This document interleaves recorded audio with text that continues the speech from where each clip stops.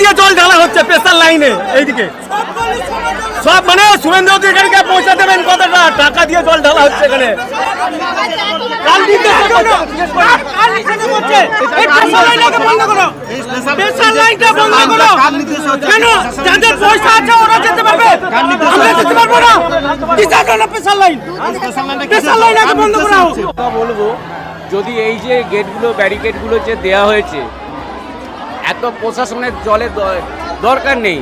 আজ থেকে 2 বছর আগে মানুষ এসছে অনায়াসে জল ঢেলে